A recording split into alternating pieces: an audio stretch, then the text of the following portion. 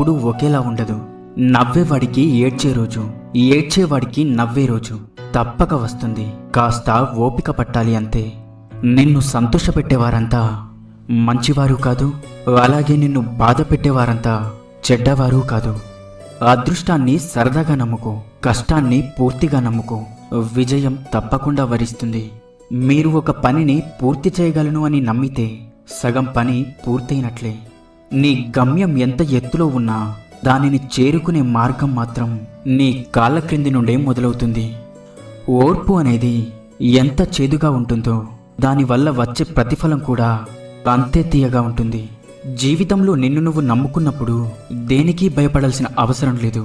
భయమే భయపడేలా జీవించడం నేర్చుకోండి. మీరంటే ఇష్టం ఉన్న వారిని ఎప్పుడూ అశ్రద్ధ చేయకండి. ఏదో ఒక రోజు మీకే అర్థమవుతుంది. చేతిలో ఉన్న వజ్రాన్ని దూరం చేసుకొని రంగురాళ్ళకై